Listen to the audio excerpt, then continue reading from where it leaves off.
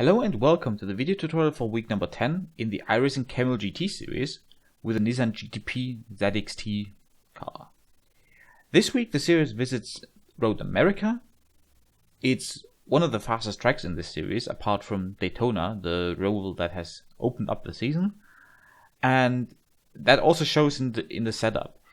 It has still a somewhat high downforce-ish configuration with the dive planes installed in the front, but it has a fairly low rear wing to account for the long straights that are featured on this track. As usual, the setups can be downloaded from within the Virtual Racing School web application, and as in other Virtual Racing School video tutorials, the lap that is about to be analyzed was done in default weather and the time of day used in the series, in this case afternoon. First of all, I'll play that up for you, and afterwards we'll go through it and talk about the important sections.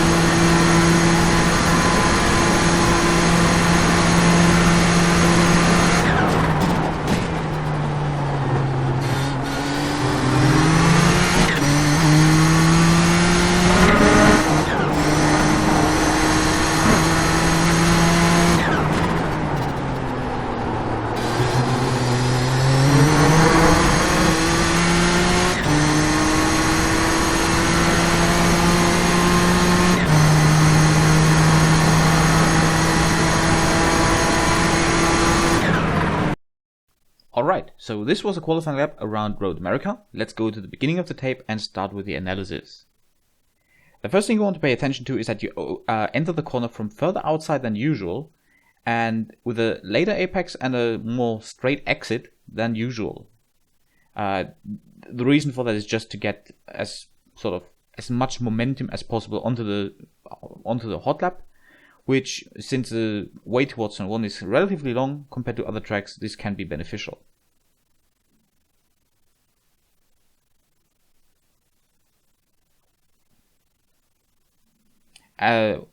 One thing to pay attention to is your shifting point. That should be around 7,200 RPM in this car. Now, approaching the first corner, this is the braking marker is basically the point of those 3 cones. They should start braking, go down to 3rd gear for the corner, and then aim for the inside edge of the curb. You want to take quite a lot of curb here, and on exit try to not use all the curb available, just somewhat end up in the middle of the wide curb on exit, and try to get off of it as soon as you can, else the car might sort of get stuck on the curb a little bit and you will get an off track. Let's take a look at it from the chase cam real quick. Again, braking point right around the 3 cones. Stay on very far to the left hand side prior to the corner, and then use as much as you possibly can on the inside with the car. On exit, as you can see now, roughly the middle of the white thing. That's fine. That's probably as much as you want to take. If you take more, it's a little bit dangerous. Now for turn 2, somewhere in the middle between the 1 and 2 board is probably your brake marker. Again, you want to use as much curb as possible on the inside. Don't go on the grass though, just the normal curb. And on exit, again, don't use everything. Just use a little bit more than the normal curb. Just slightly on the white thing is okay, but try to get off of it quickly as the curb ends fairly suddenly and you don't want to run on the grass. Again, let's quickly take a look at that from chase view.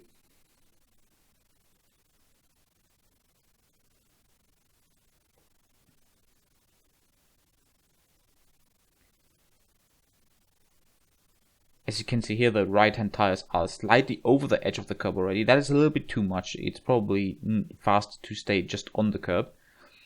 And on exit, just slightly on the white thing. Also to hit the grass a little bit.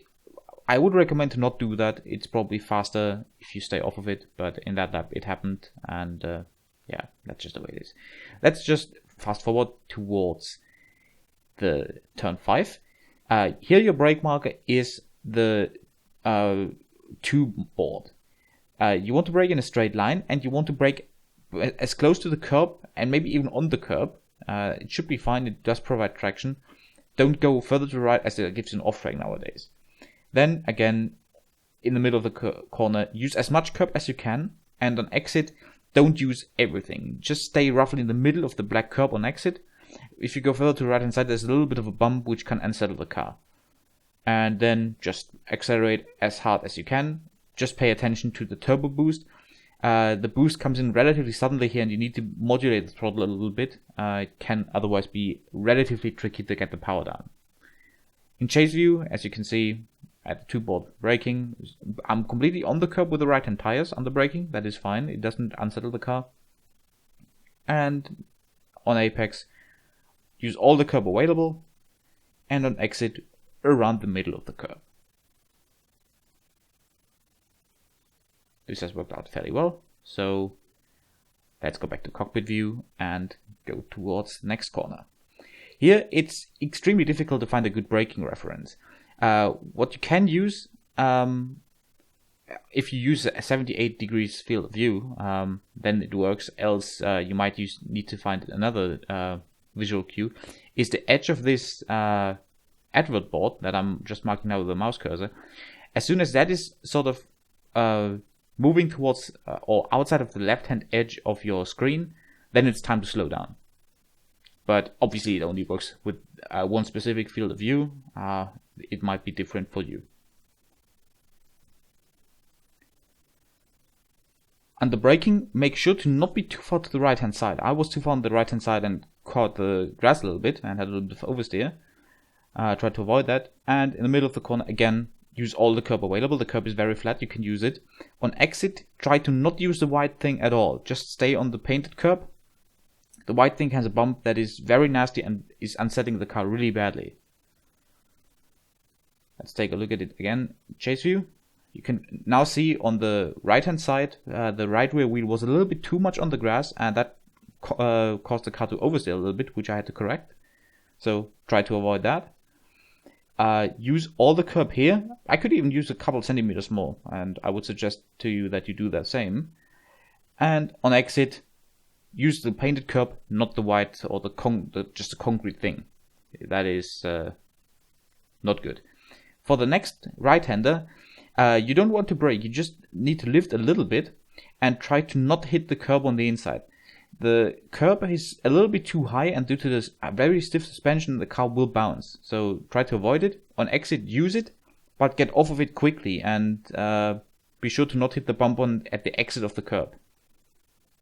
Let's take a look in chase view real quick. As you can see on entry, just move the car all the way to the left hand side to open up the corner as much as possible. Get close to the curb. This has worked perfectly. Just hit the white line. And on exit, use all the available curb, but get off of it before the grass is starting, or before the curb is ending, rather.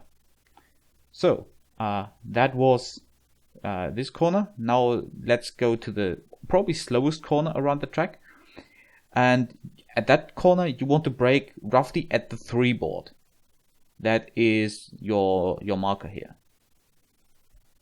When slowing down, you can actually run a little bit onto the outside curb on entry, and after you have hit that curb, just again use as much on the inside as you possibly can, and on exit avoid it again.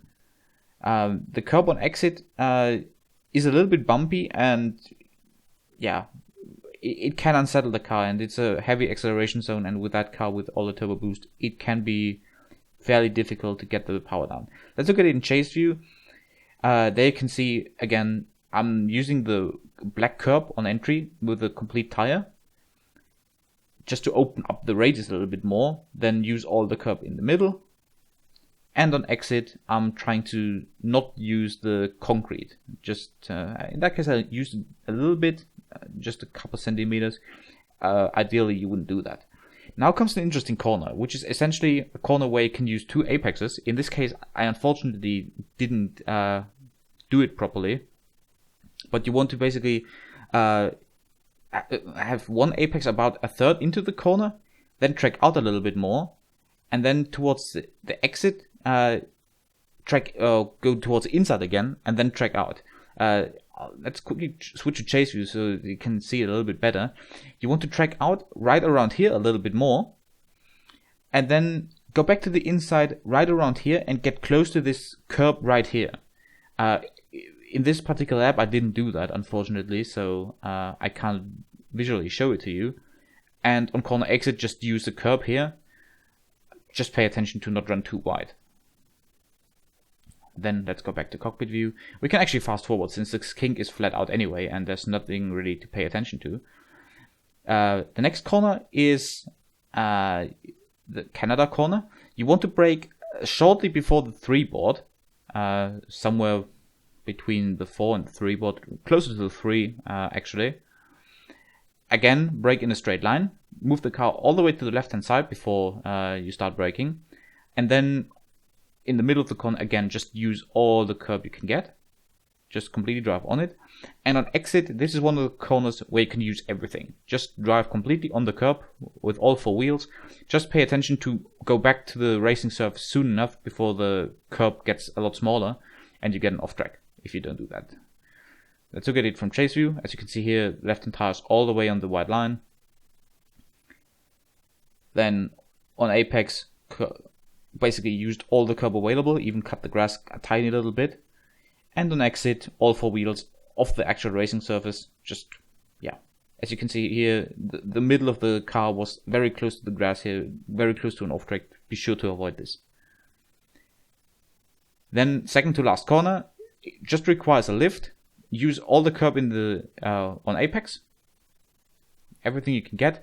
Avoid it at the exit. You can use a painted thing, but if you go further to the outside, there's again a very nasty bump that you don't want to hit with that car. Let's take a look, chase view, so you can see how much curb you actually should take. And as you can see, it's nearly everything. And on exit, just the painted, not the concrete. And then for the last corner, move the car to the left hand side. Brake in a relatively straight line. Just have the car pointed towards the outside curb on entry, under braking. And then turn in a little bit earlier than you would do on your outlap. Hit the inside curb again, relatively heavily in that case. The curb is fairly flat, so you could do that. It doesn't unsettle the car too badly. And then just try to get the power down as early as you can for the long straight without spinning the wheels too much and without getting too far to the outside. In that case, I got too far to the outside. The car oversteered a little bit. So yeah, a little bit further to the inside is probably a good idea, as that should help you avoid the oversteer on exit. Let's take a look at it, chase view. On outside, on entry, just close to the white line, then maximum curb on the apex. And on exit, as you can see right now, the car is oversteering as soon as I'm getting too close to the edge. Just stay a little bit further on the inside and that should be good. And then it's just a matter of accelerating towards the start finish line. So that's a lap around Road America.